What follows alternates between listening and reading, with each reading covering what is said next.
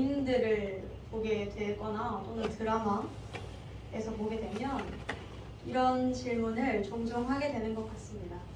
하게 되든지 보게 되든지 하는 것 같습니다. 어떤 질문이냐면 너 나 사랑해?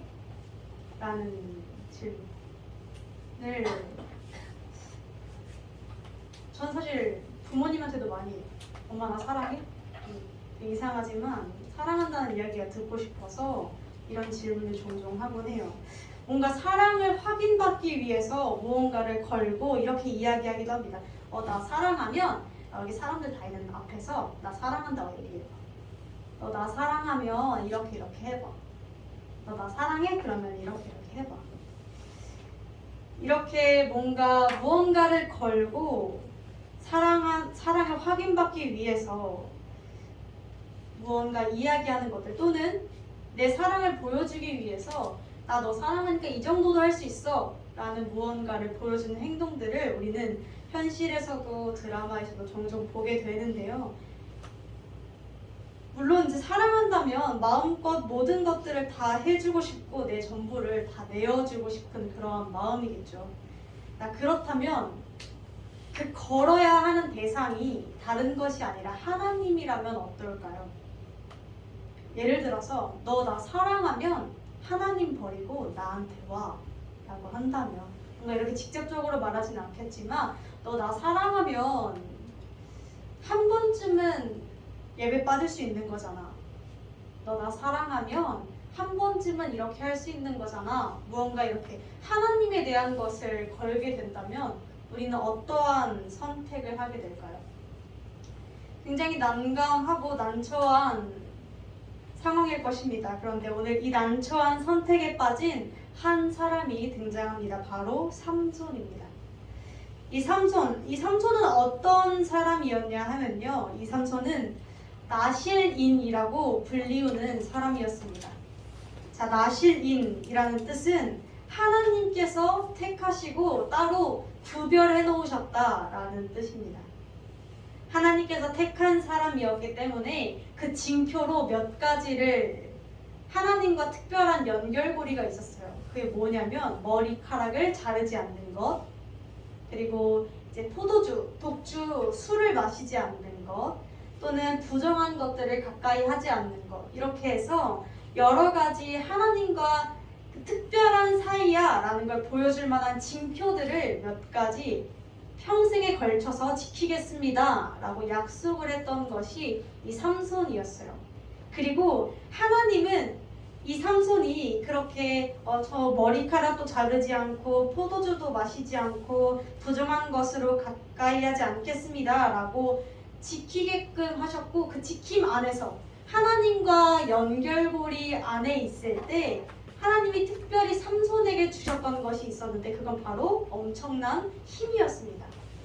자, 이 힘이 삼손이 얼마나 센 사람이었냐면 나귀 턱뼈로 3,000명을 후려칠 정도였습니다. 다 쓰러뜨릴 정도예요. 3,000대 1. 사실 말이 안 되는 숫자인데 이렇게 3,000대 1의 싸움에서 당당히 나귀 턱뼈 하나로 승리한 모습을 볼 수 있어요.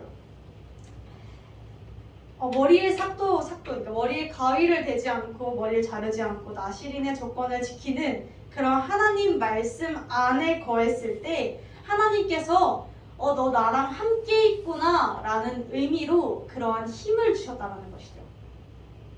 이제 그런 사람이었는데 나름 이 시대의 사사, 선생님, 지도자, 군사적인 지도자로서 엄청난 하나님께 특혜를 받은 사람이었어요.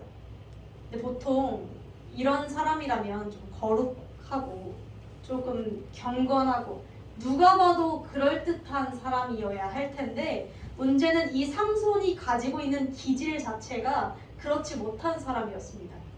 삼손은 어떤 기질을 갖고 있었냐면요. 일단 세상의 요소들, 세상의 타락적인 부분들을 너무나 많이 좋아했어요. 술, 여자, 노름 이런 걸 너무 좋아하는 사람이었어요. 노는 거 좋아해, 사람 좋아해, 이런 거 너무 좋아하는 그런 막 유쾌하고 그런 사람들 있잖아요. 삼손이 딱 그 성격이었거든요. 삼손에 대한 설명은 이쯤 하고, 삼손이 왜 이런 난처한 상황에 빠지게 됐냐면요, 바로 삼손의 여자친구 때문이었습니다. 4절을 보면 삼손은 이렇게 등장해요. 소렉 골짜기에 들릴라라 하는 여자를 사랑하매라고 합니다. 사랑했다고 해요. 자, 이 여자친구가 어느 날 묻습니다. 삼손, 나 사랑해? 삼손, 야, 사랑하지. 내가 얼마나 너를 사랑하는데. 이렇게 이야기했겠어요. 들릴라가 꽤 이뻤대요. 자, 근데 이제 이 여자친구가 이렇게 이야기합니다. 삼손, 나 사랑하면 삼손의 그 엄청난 힘이 어디서 나는지 좀 알려줘. 이렇게 이야기합니다. 이 여자친구가 왜 이런 질문을 했냐면 사실 속내가 있었어요. 자, 이런 거예요. 삼손은 이스라엘 사람이었고 들릴라는 블레셋 사람이었습니다. 이스라엘과 블레셋은 적군 관계였어요. 블레셋은 하나님을 섬기지 않는 민족, 이스라엘은 하나님을 섬기는 민족이었어요. 그랬는데 원래는 사실 그래서 둘이 연애를 하면 안 돼요. 왜냐면 안 된다라기보다 위험해요. 왜? 하나님을 사랑하지 않는 민족을 사랑했을 때, 우상을 섬기는 민족을 사랑했을 때 그렇게 휩쓸려 가기 너무 쉽거든요. 그런데 삼손이 그냥 사랑했어요. 너무 예뻤나 봐요.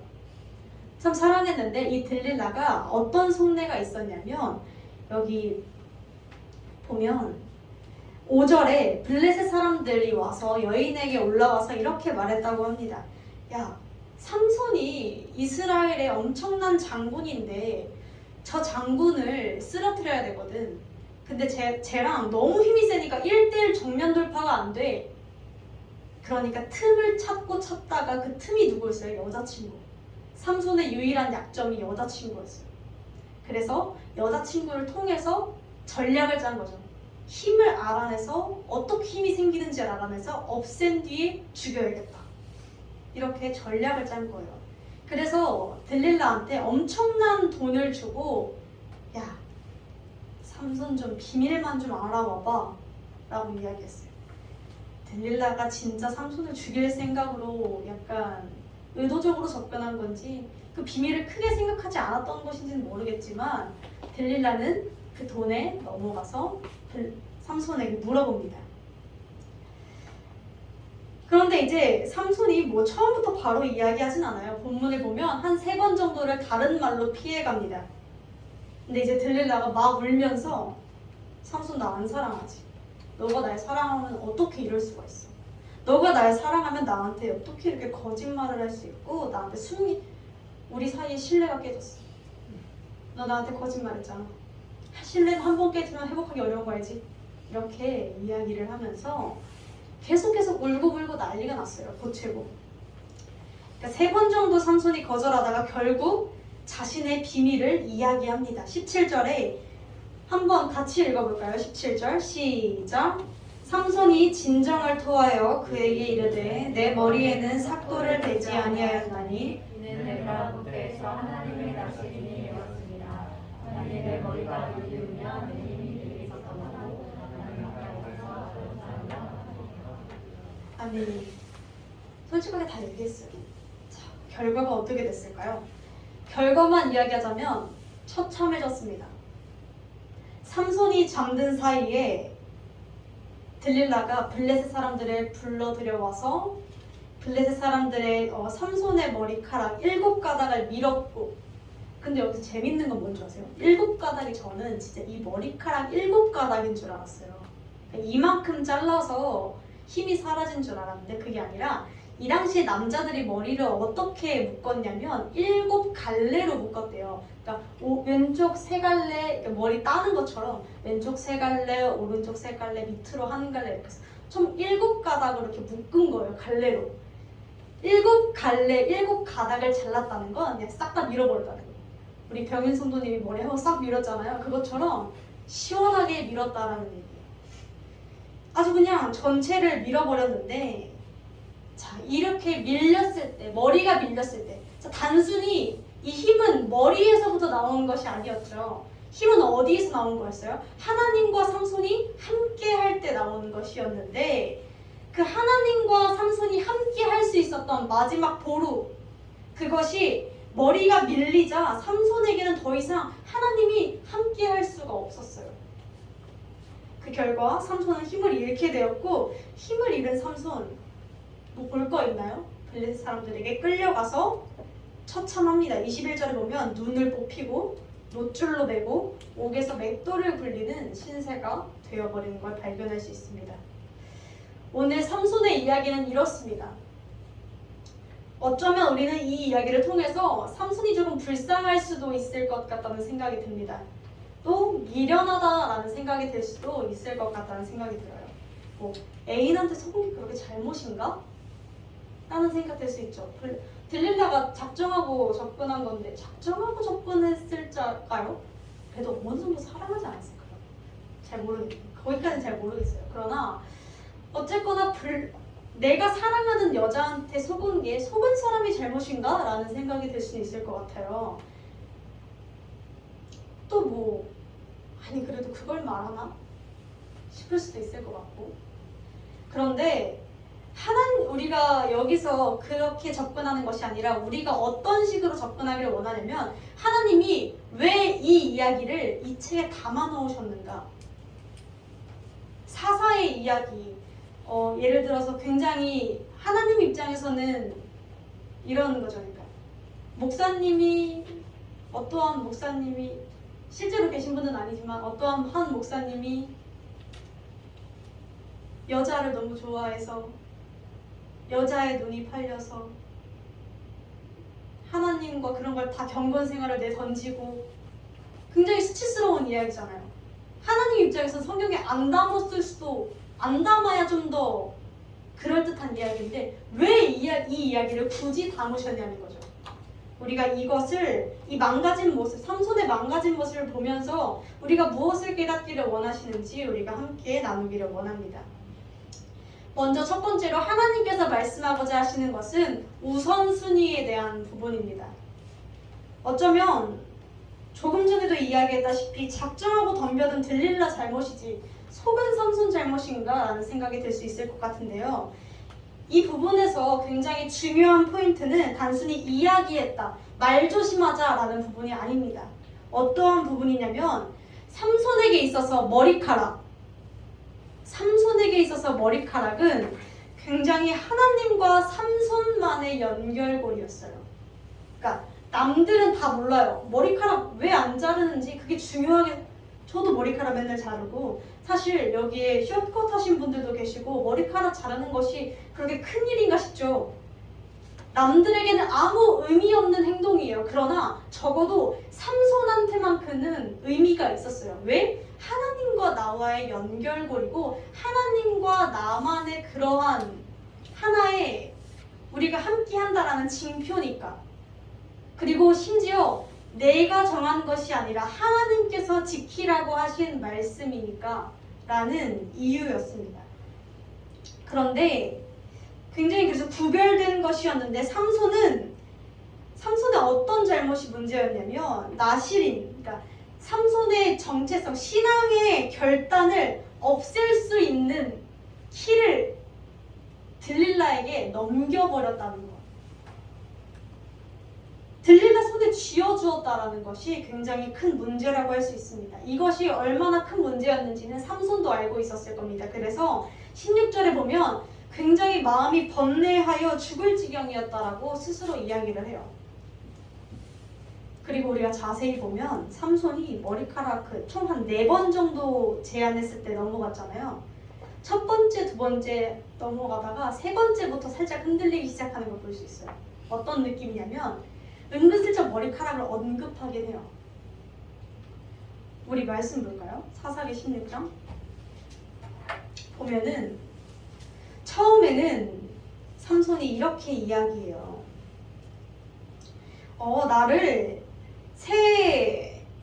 이제 활줄로 7으로 나를 결박하면 돼 라고 얘기를 하다가 그 다음에는 마르지 않은 밧줄로 하면 돼 라고 이야기를 했다. 그 다음에는 살짝 애매해져서 머리카락이긴 한데 머리카락을 묶으면 돼 라고 어느 정도 슬쩍 타협한 걸 볼 수 있어요. 그리고 그 다음에 삼손이 넘어갔죠.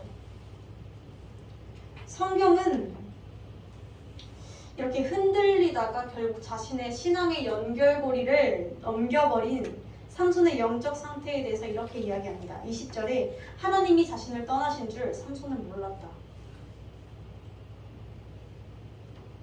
하나님이 나를 떠난 줄도 몰랐다. 사실 이것이 어쩌면 머리카락 하나로 이렇게 될 일인가 싶겠지만 중요한 건 이거예요. 하나님과 너무나 멀어져서 삼손이 마음의 상태가 하나님과 너무나 멀어져서 어느 순간 우선순위가 하나님이 아닌 들릴라로 바뀌어져 있었다라는 것.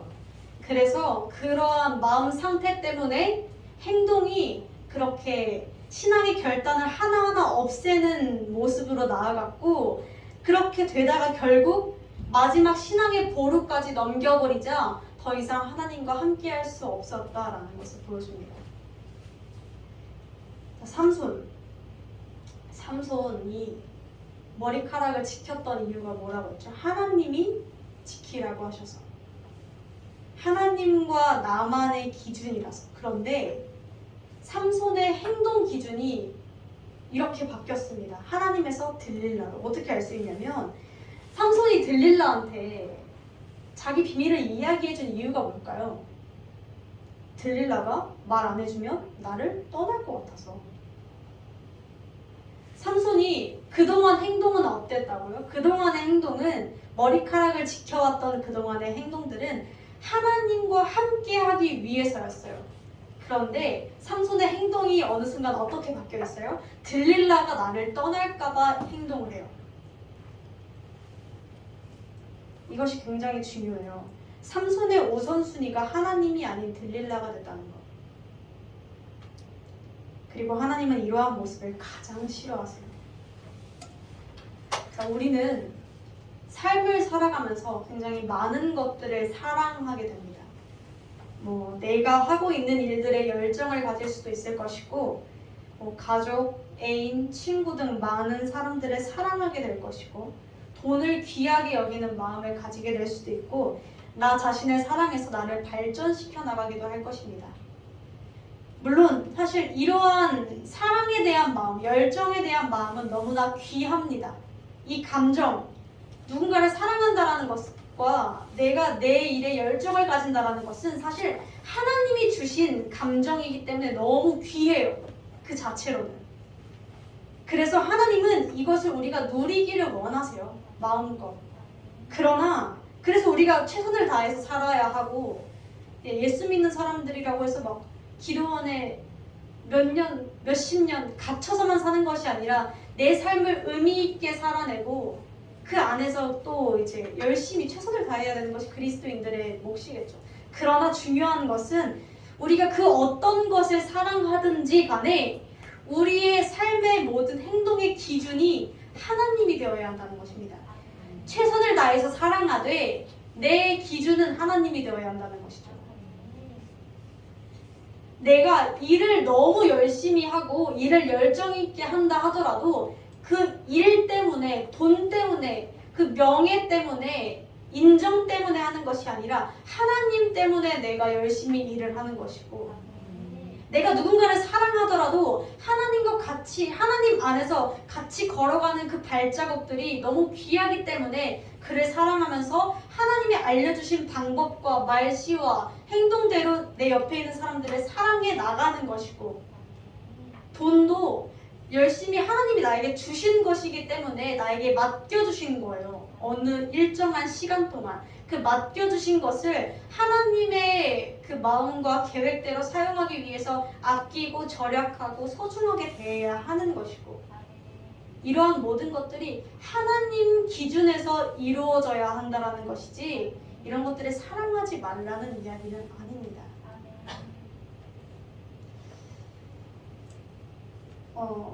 두 번째로 살펴볼 부분은 삼손이 왜 그랬을까 하는 부분입니다.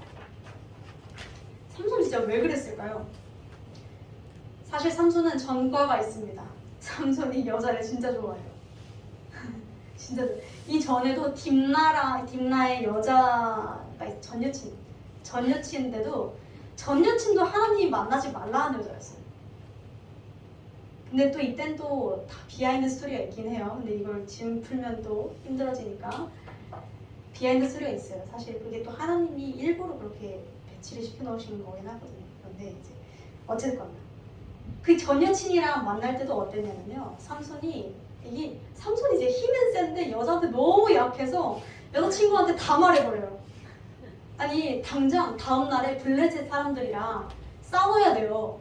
근데 그 전략을 여자친구한테 다 흘려버린 거예요. 좀 참지.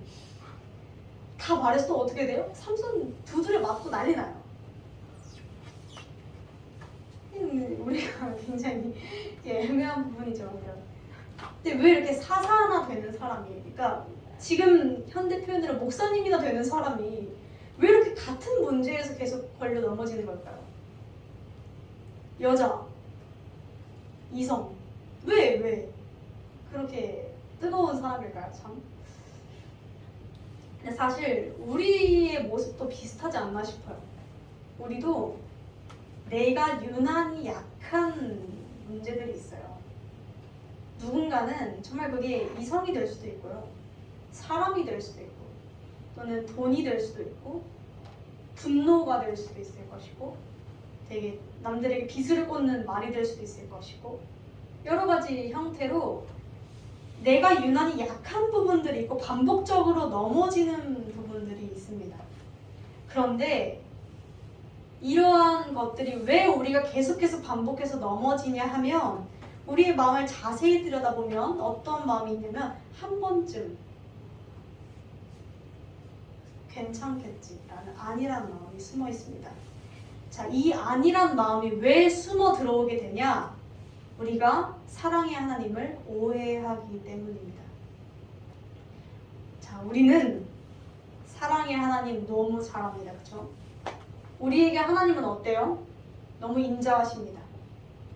우리를 한없이 품으시는 하나님이죠. 내가 죄를 지었어. 하나님께서 무언가 대가를 치려가 아니라 회개만 하면 그 어떤 것도 죄 값을 무르지 않으시고 용서해 주신대요. 그 사랑의 하나님 너무 잘 알죠? 삼손도 너무 잘 알았어요. 자, 삼손은 어떤 사람이었어요? 태어날 때부터 나시린이라고, 그 말이 나시린이니까 태어났을 때부터 어떤 삶을 살았을 거예요? 아, 삼손 쟤는 하나님과 특별한 사이야. 하나님이 특별하게 택해서 구별해 놓은 사람이야 라는 걸 주변에서 귀가 닳도록 이야기했을 겁니다. 삼손 스스로도 알아요. 하나님, 나 사랑해. 하나님은 나 진짜 사랑해. 자, 기도할 때 즉각 들어주십니다. 전쟁만 하면, 삼손이 기도만 하면 힘 막 주시면서 문제 해결 뚝딱뚝딱 해주십니다. 삼손, 하나님 나 진짜 사랑해. 내가 딥나 여자 때 넘어졌어도 또 다시 내가 바로 잘못 돌이키니까 또 다시 나한테 힘 주셨어. 하나님 나 못 버려. 하나님 나 진짜 사랑해. 회개하면 괜찮겠지. 내가 엄청나게 뭔가 하지 않아도 작은 마음도 받아주신다며 나 사랑하시니까 라는 그런 마음이 삼손에게 있었어요. 물론 주님은 우리를 너무 사랑하세요. 맞습니다. 조그만 믿음의 결실도 귀하게 받으셔서 참 어떤 사람들을 보면 정말 신기할 때도 있어요. 그 사람들이 기도만 하면 정말 즉각 일하셔요. 나는 그렇게까지 안 하셨던 것 같아요. 또 하셨겠죠? 참 하나님 죄송한데, 그러니까 진짜 저 사람은 기도만 하면 하나님이 제 들어주시네 라는 생각이 들 때가 있어요. 그리고 또 주님은 우리가 수없이 죄를 지었어도 진짜 우리를 사랑하세요. 어떻게든 지옥 안 보내시려고, 어떻게든 천국에 보내시려고 계속 말씀하시고 계속 깨우칠 기회들을 주세요. 그런데 왜 우리가 이 사랑에 너무 젖어서 안일해져 있으면 안 되냐면요. 물론 하나님은 너무나 우리를 사랑하시지만 언제든 받아주시지만 그럼에도 불구하고 시간은 흘러가기 때문입니다. 이게 굉장히 중요해요. 자, 이스라엘 사람들이 광야 생활이라는 걸 했어요. 광야 사막 생활을 했어요. 이게 애굽이라는 노예로 살았었는데, 애굽이라는 나라에 노예로 살았다가 광야 사막을 지나서 가나안 땅으로 인도한, 하나님이 정해주신 땅이거든요. 여기서 너네 노예로 안 살게 해줄게 라고 약속하신 땅이라서 그렇게 가는 여정이 있었어요. 우리가 이걸 흔히 교회와 천국, 가나안의 천국, 광야를 교회로 비유를 하는데, 자, 그렇게 비유해서 봤을 때 우리가 생각해 볼게요. 이스라엘 백성들 수천 명, 수만 명이 우르르 나왔어요. 애굽에서. 하나님이 택하신 한 사람 한 사람들이었을 거예요. 그렇죠? 이들이 광야 생활을 하는데 어떻게 했었냐면 사이클이 있었어요. 죄 짓고 하나님이 야, 너 죄 왜 지었어? 하면서 좀 살짝 혼내세요. 그러면 문제가 생기겠죠. 하나님께서 이제 회개시키게 하기 위해서, 잘못을 깨닫게 하기 위해서 문제를 주셨을 때 울고불고 회개합니다. 그럼 하나님이 문제를 해결해 주십니다. 평안해지면 또 죄를 짓습니다. 이 사이클을 계속 돌았어요. 이스라엘 백성들이. 물론 이스라엘 백성들이 광야 생활에 있었던 그때에 한 번도 하나님이 받지 않으셨던 적은 없어요. 그 회개를. 그런데 결과만 놓고 봤을 때 그 수천 명, 수만 명 처음 나왔던 1세대는 그 누구도 가나안 땅 못 들어갔어요. 왜? 계속 사이클을 돌다가 계속 시간은 흘러가요. 내 인생이 언제 죽을지 모르잖아요. 이스라엘 백성도 걔네들이 뭐 수천 년을 사는 게 아니잖아요. 그쵸? 기껏해야 뭐 100년 살았겠죠. 100년 동안 그 사이클 속에서만 머물러 있다가 죽은 거예요. 가나안 땅까지 들어가지 못하고. 가나안 땅 누구 들어가요? 결국 여호수아와 갈렙밖에 못 들어갑니다. 삼손도 마찬가지예요. 안일한 마음으로 결국 살다가 하나님이 나한테 마지막 기회를 언제까지 주실지 몰라요. 우리 누구도. 근데 삼손도 그냥 계속 안일한 마음으로 있다가 그냥 갈 때까지 가버린 거예요. 우리가 너무나 쉽게 착각하는 것은 나에게 언제까지나 기회가 있을 거라고 생각하는 겁니다. 물론 하나님께서는 지금도 우리를 너무 사랑하셔서 예배라는 하나의 형식과 틀을 통해서 우리가 이 주일 대예배라는 시간을 통해서 하나님의 말씀을 듣고 회개할 수 있는 기회를 허락하셨어요. 지금 오늘까지. 그러나 나에게 허락하신 때가 어느 때인지 우리는 그 누구도 알지 못합니다. 그게 오늘이 될지 내일이 될지 우리는 그 누구도 알지 못해요. 그렇게 우리는 더 이상 안일한 마음에 빠져 있어서는 안 된다는 것이죠. 물론 계속 이야기했던 하나님은 조그마한 마음, 믿음, 돌아서려는 그 작은 마음도 귀하게 여기셔서 크게 일하시는 분이세요. 그러나 내가 그 사랑에 안주하게 되면 스스로 하나님은 이 정도도 귀하게 여기실 거야.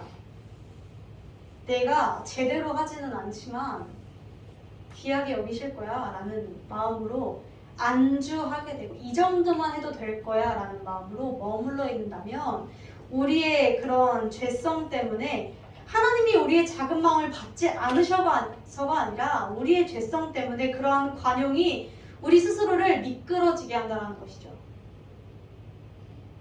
사단은 계속해서 접근합니다. 우리에게 가장 약한 부분으로. 그리고 우리의 그러한 어느 정도로 타협하는 그 관용의 마음이 조그마한 믿음까지도 없어지게 한다는 것이죠. 그래서 매 순간의 경건 생활이 정말 중요합니다. 매일을 주님과 기도하고 묵상하며 매 순간의 예배의 형식들이 사실 그냥 패턴처럼 돌아가는 때도 있을지도 몰라요, 분명. 그러나 예수님도 습관을 따라서 기도하셨는데, 예수님은 죄가 없으시잖아요. 그런데 그런 분도 하나님께 그렇게 하나님과 관계를 다져나가려고 습관을 따라 매 새벽마다 기도를 하셨었는데, 우리는 그러한 경건 생활을 지켜나가야 한다는 거죠. 그건 우리의 몫이에요. 일단 성경을 펴야 하고 일단 무릎을 꿇어야 합니다.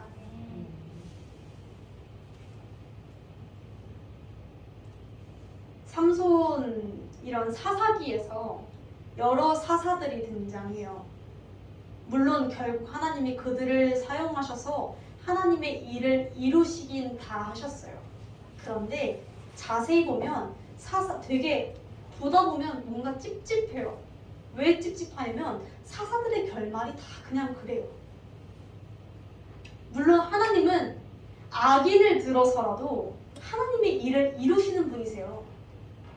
하나님의 계획은 흐트러짐이 없어요. 그런데 그 과정에서 삼손이 마지막에 정말 많은 숫자의 사람들을, 블레셋 사람들을 죽이고 가거든요.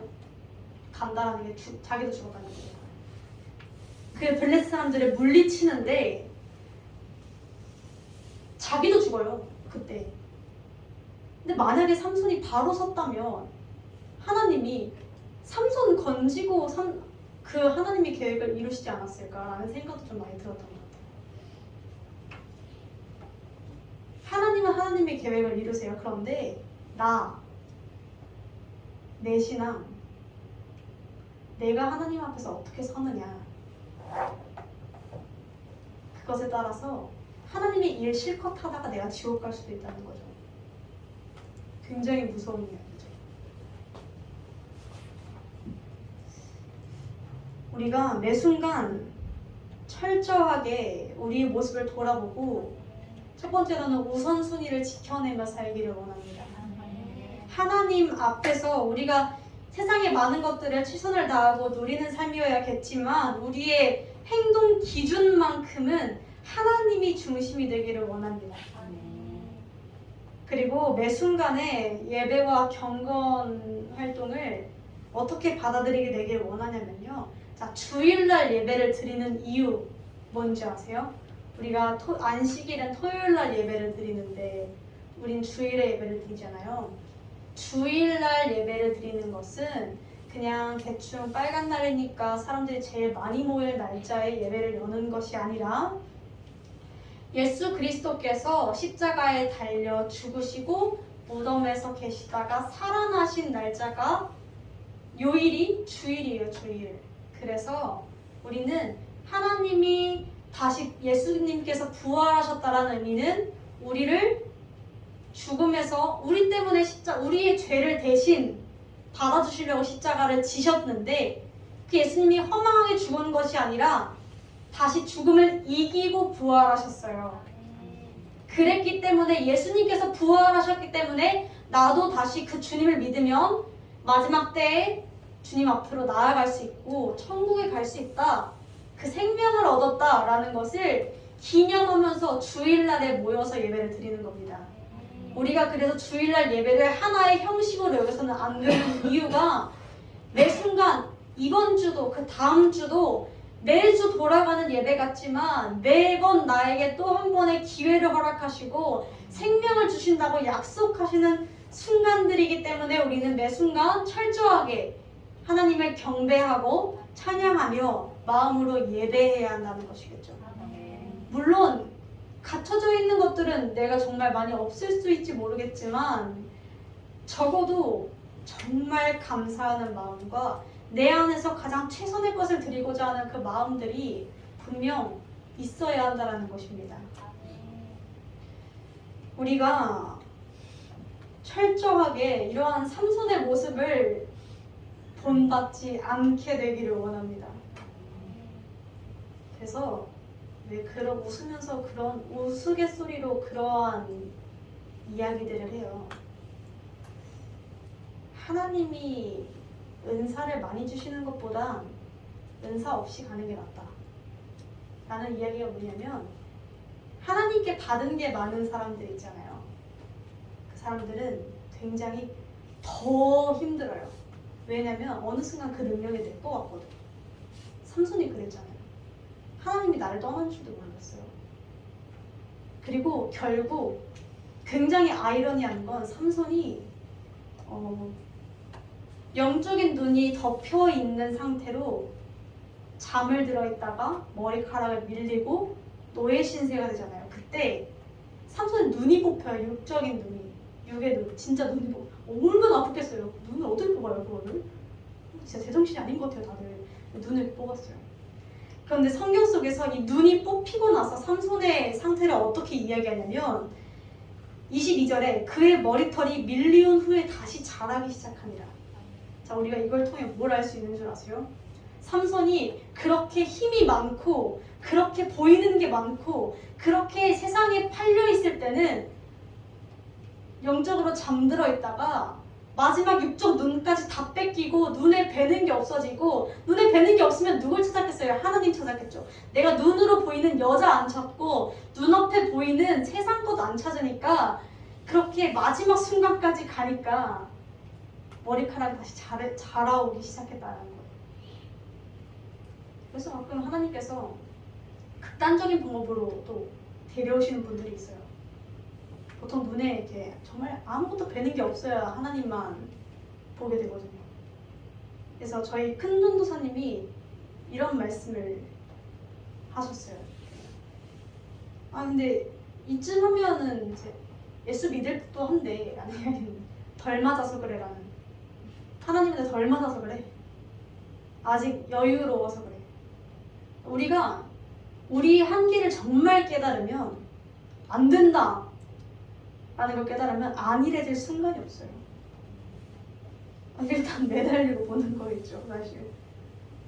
우리가 그러한 안일한 마음에서 정말 우리가 벗어나게 되기를 간절히 원합니다.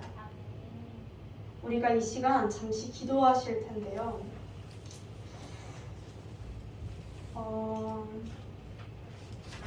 함께 기도하게 되기를 원합니다. 제가 기도하는 것이 아니라 함께 기도하게 되기를 원하는데, 무엇을 놓고 기도하게 되기를 원하냐면요, 내가 만일 예수님을 너무 잘 알아서, 오래 알아서, 여기는 또 오래 신앙생활 하신 분들이 있으시니까 오랫동안 하나님이 능력을 나에게 주시고 사랑을 주시고 그걸 너무나 익숙해져 있어서 안일해진 마음 가운데 있다면 철저하게 회개하게 하시고, 내가 만일 그 주님을 잘 알지 못한다면